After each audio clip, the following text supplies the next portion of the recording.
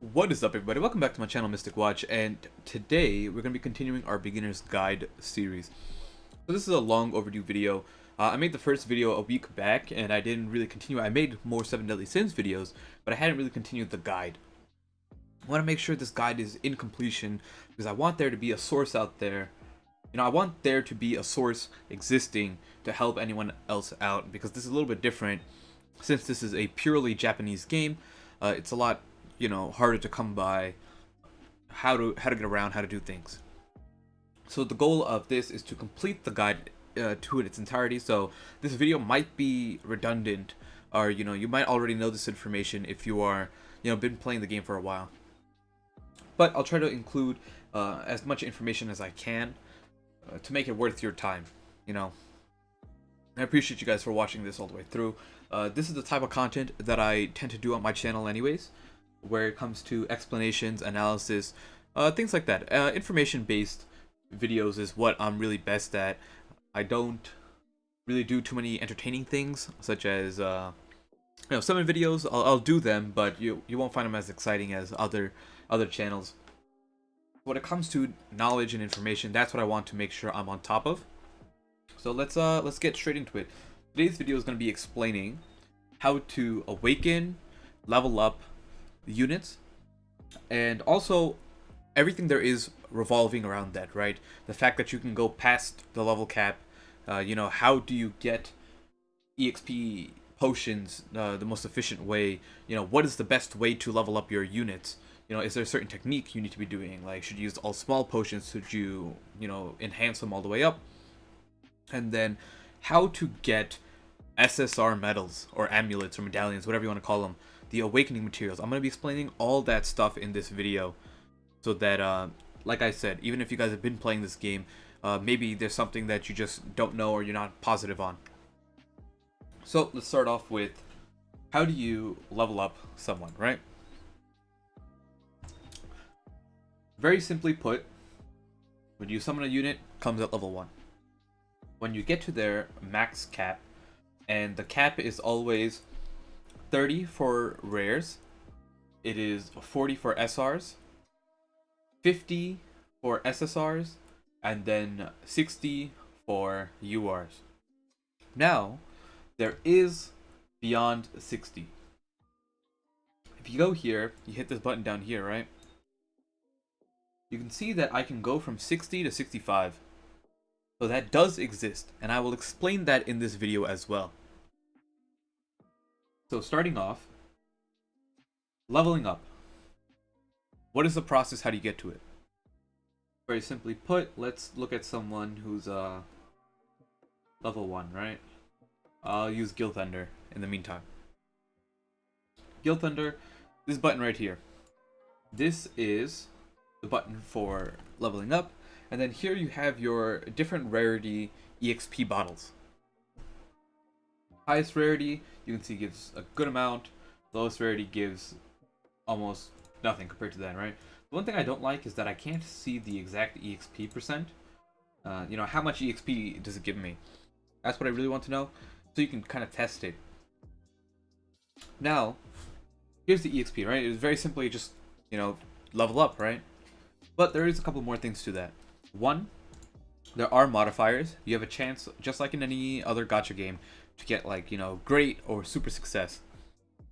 The great equivalent is 150% EXP boost, and then super would be 200% EXP boost, and it'll show you the percent.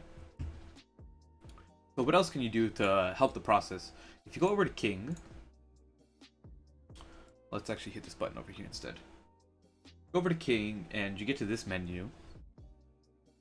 If you go to the EXP one right here, you can see that you can actually level up all your EXP bottles. So I'm gonna click on the 3-star one. Kind of explain what's going on here. You can break it down for 2 to 1. So I have 41 here, right? I can make one 3-star into two 2-star. But we don't want to do that. What else you can do is you can use 6 to make one of this, right? One rank 4. Is it worth it? That's what I'm going to show you guys right now. So back to Guild Thunder.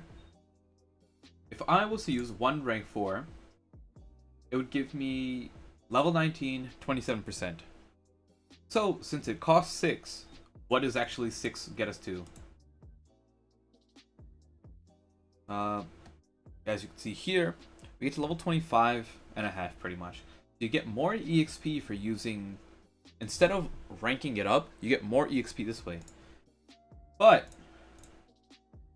let's take a look one more time, right? Look at the price. This is 3,600 in cost, whereas this is just 600, because the cost is by it's per, you know, per item you use. And I'm telling you right now that gold in this game is so important and so hard to come by. So there is a little bit of a trade-off, right?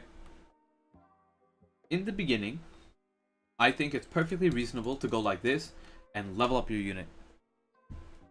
But going on in the future, once you already, you know, have your first 4 units at UR, I highly recommend you go and you enhance and you rank up all your EXP potions to get the most efficient use out of them. Not efficient EXP wise, but efficient gold wise. Because let's actually show you if I do it this way, right? So that was 100%, 25, 60. Now look at the cost. Now it's costing, you know, 10k. Whereas just use one and it's only 1800. So in the beginning it might not seem like a big deal, but it does really make a difference, and that's something that I wanted to point out. The reason why the gold is so hard to come by, if you take a look at the the swords with the shield, that's kind of where you get to your daily missions, things like that. Take a look at the SP missions. In the SP missions, this is where you kind of farm your daily stuff. The bottom right here, this is the gold mission, and this unfortunately is locked for most of the day. It opens up, you can do it 5 times a day, and it opens up 3 times a day in 8-hour increments. So I'm not sure when it really opens up. All I know is that it opens up at reset. It opens up 8 hours from that, and it opens up 8 hours from that.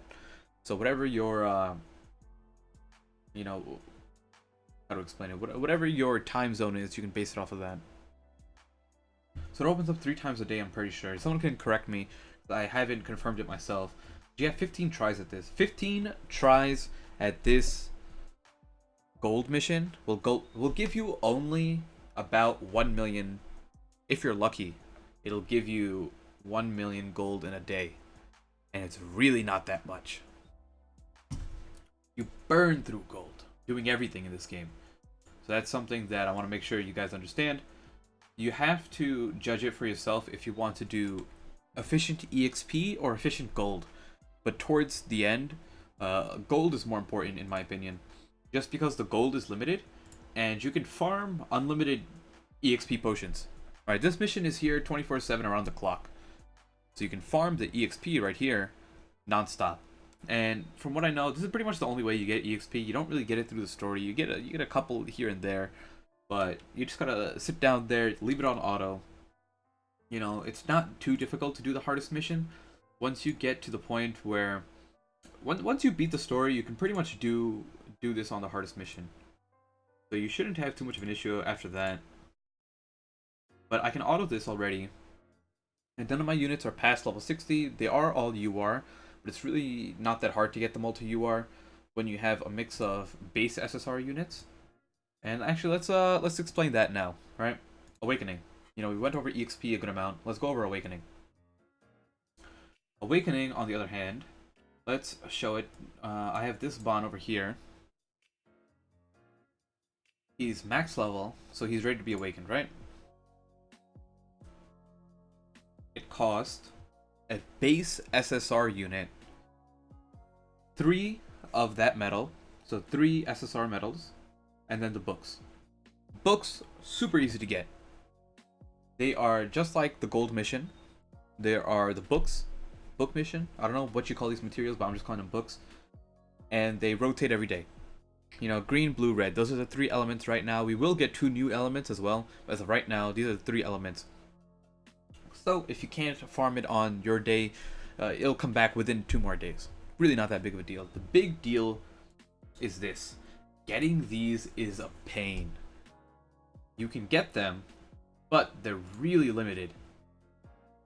So the ways of getting SSR medals are, under the SP mission, the one on top gets you SSR medals.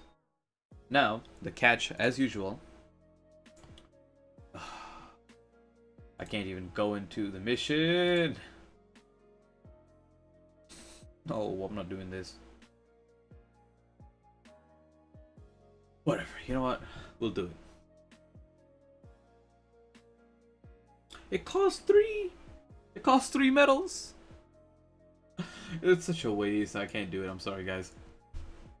Pretty much this mission over here, up top. I feel like I really need to unlock this to explain it properly. Okay, we'll do it.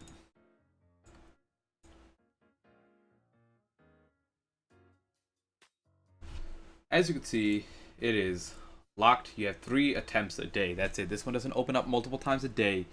You can get more unlocks by getting this. And this costs 3 SR medals. And if you plan on spending a lot of currency in the game, then it's perfectly fine to use it. I don't think it's worth using at all. I'm just doing it because I feel like I can't really explain it properly without showing you guys. You'll see here, this is the screen you get. On the top, you can see I have 61.7% of this bar filled. This bar will increase as you do missions. Once it gets 100%, you are guaranteed, this is like an extra thing. You'll just click on it and you'll get it. Now, of the 3, what should you do? If you take a look here, the first time you do the hardest difficulty of any one, you are guaranteed to get the SSR medal. That means you have 3 that you can farm right here. You get about 5 or 6 from the story, and then the rest you get from logins. Really, every single day you log in and you just get, after a week or so, you'll just get, throughout the daily logins, you'll get one more here or there. Those are really the only ways to get them. When you're farming this mission, in my opinion, you should be farming nothing but the gold one. There's 3 variations, right? So you have the EXP on top, the gold in the middle, and you have the books on the bottom. What you want to do is you want to farm the gold one, and the reason for that is your rewards. You're always going to be given these chests. These are the different drop rates for the chests, and as you beat the mission, you'll get chest drops. You can see here that you have 88% chance to get this, whatever, so on, so on. Like I said, gold is extremely limited. So you want to be using this mission to farm gold, because the other 2, the books and the EXP, are super easy to get. It's a waste of these runs to do otherwise.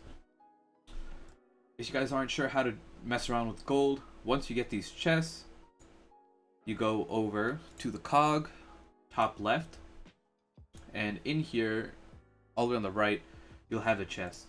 You simply hit the left button and you sell them just like that. That's how you work with gold. Right? Okay. I pretty much explained everything that comes to awakening and unlocking the medals. The other thing I want to explain is SRs. Anything that is not an SSR does not require SSR medals to awaken. Keep that in mind. Meaning, if I wanted to take a base SR to UR, I would only need SR medals. So it is a lot easier to do that. And I can show you with Bond. This is the story Bond that you get in Chapter 2.